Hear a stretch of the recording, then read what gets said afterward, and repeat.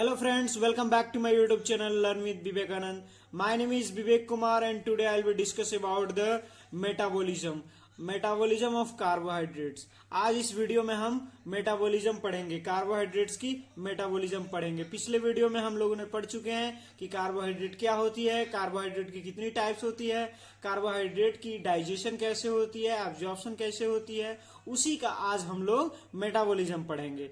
इस वीडियो को अंत तक देखिएगा, लास्ट तक देखिएगा, तभी आपको प्रोसेस ये समझ में आएगी।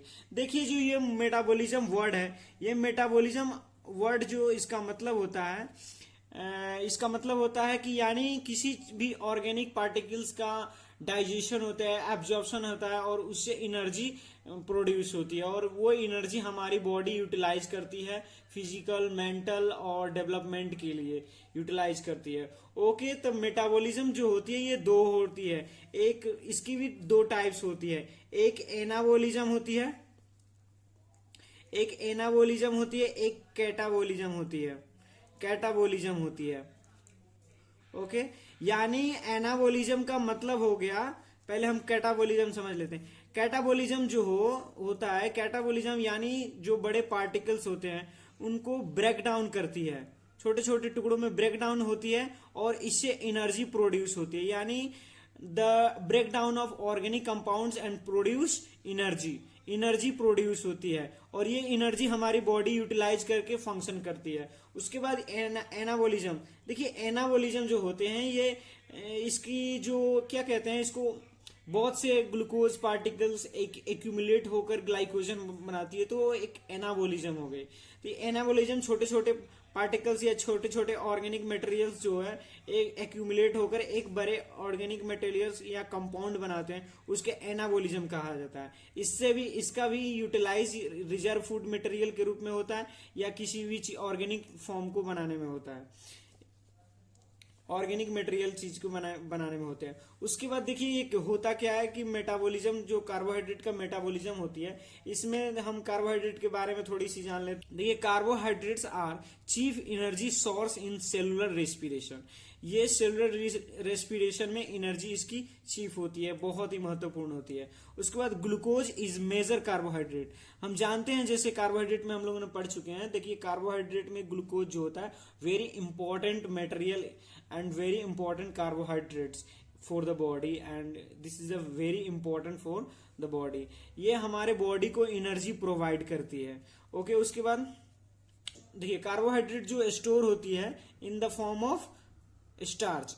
देखिए प्लांट में जो स्टोर होती है कार्बोहाइड्रेट उसको स्टार्च कहा जाता है और जो हमारे बॉडी में स्टोर होती है उसको ग्लाइकोजन कहा जाता है। The carbohydrates are stored in animal in the form of glycogen की फॉर्म में हमारे बॉडी में एक्यूमुलेट होती हैं। देखिए हमारे बॉडी में कहाँ कहाँ एक्यूमुलेट होती है, एक एक्यूमुलेशन होती है लीवर में और एक मसल्स में होती है। देखिए होता क्या है कि कोई भी हमारी बॉडी जो है, जब हम फूड इंटेक करते हैं,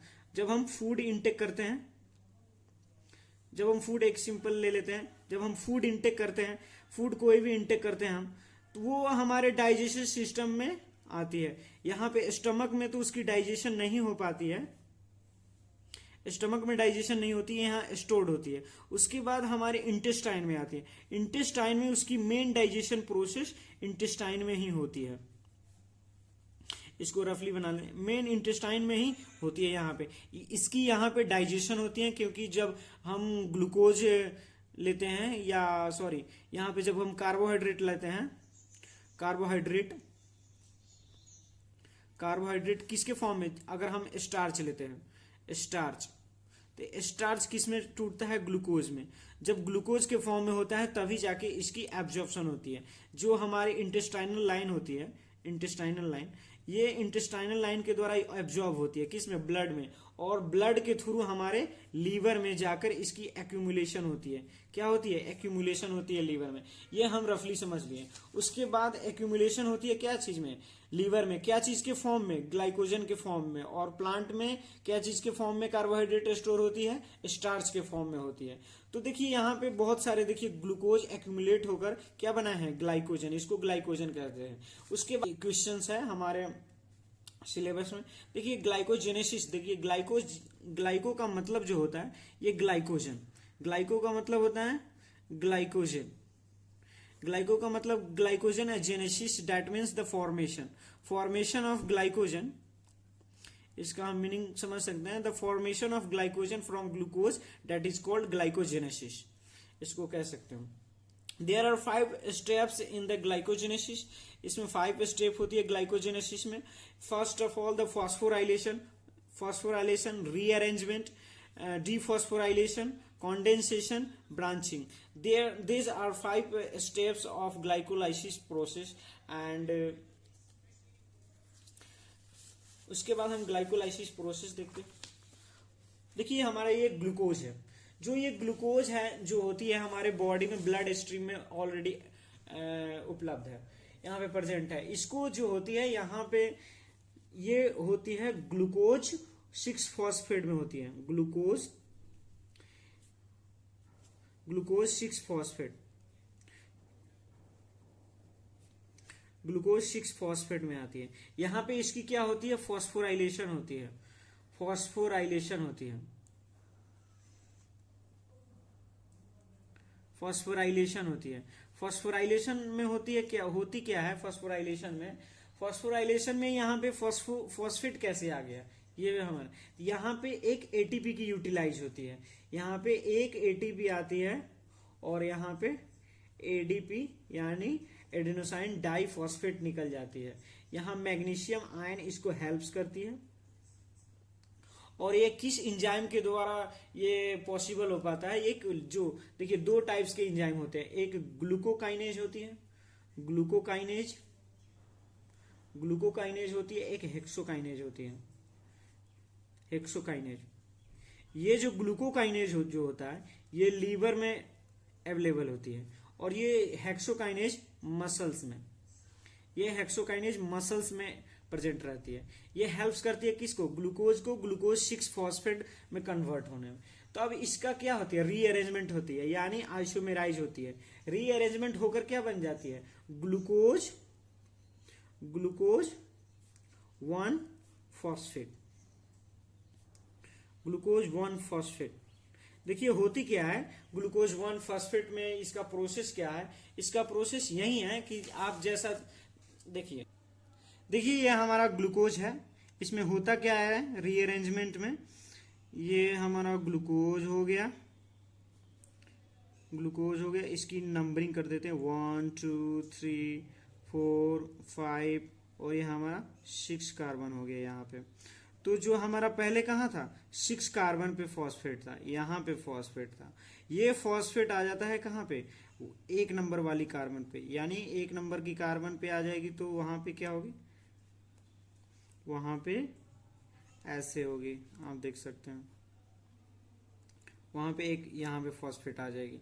अब 1 2 3 4 5 और यहाँ पे 6, यही हमारा है रीअरेंजमेंट, यही हमारा होता है रीअरेंजमेंट या आइसोमेराइजेशन इसे कहते हैं। उसके बाद चेंज होती है, ग्लूकोज 1 फॉस्फेट हो गई। और यहाँ पे होती क्या है, ये पॉसिबल किसके द्वारा होती है, यहाँ पे भी एक एंजाइम होती है फॉस्फोग्लूकोम्यूटेज, फॉस्फोग्लूकोम्यूटेज होती है,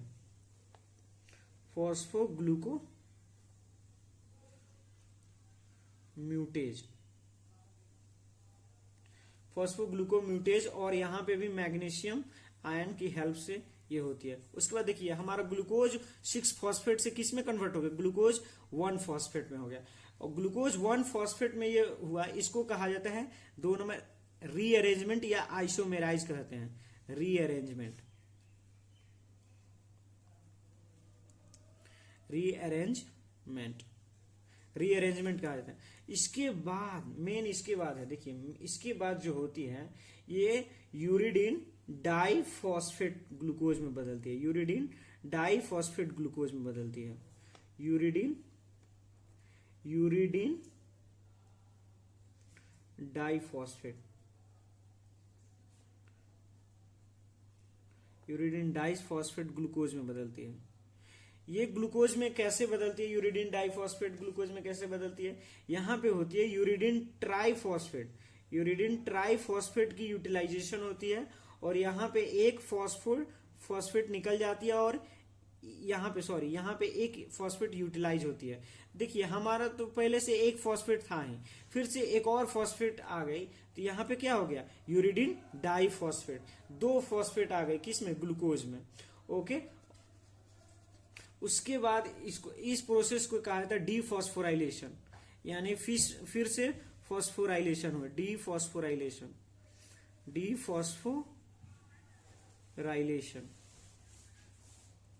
डीफॉस्फोराइलेशन कहा जाता है इसको। उसके बाद देखिए, उसके बाद जो मेन प्रोसेस होती है, उसके बाद होती है ग्लाइकोजन सिंथेसिस होती है यहाँ पे, और ये किसके, प्राइमर के द्वारा होती है, ग्लाइकोजन प्राइमर के द्वारा होती है। यहाँ पे एक आती है ग्लाइकोजन प्राइमर,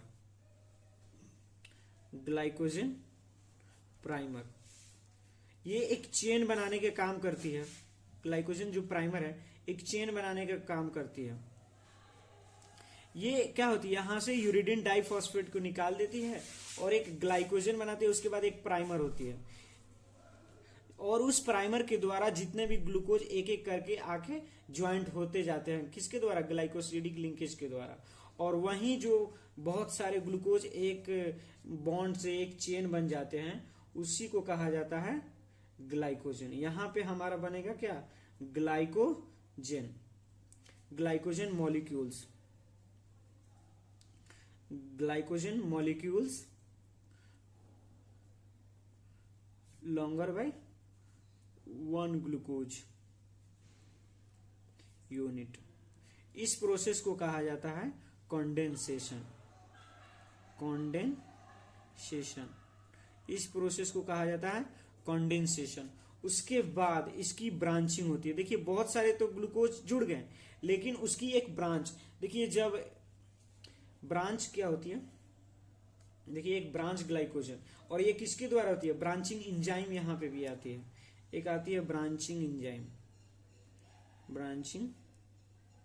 इंजाइम। इसी के हेल्प से क्या होती है, एक ब्रांच्ड ग्लाइकोजन बनती है, ब्रांच्ड ग्लाइकोजन की फॉर्मेशन होती है, ब्रांच ग्लाइकोजन मॉलिक्यूल्स बनती हैं, और तब ये ग्लाइकोजन बनती है। That is the process of glycogenesis. और यहाँ पे एक और प्रोसेस होती है, इस प्रोसेस के सारे प्रोसेस को कहा जाता है branching. Okay, so thank you for watching this video. Please like and comment and share this video.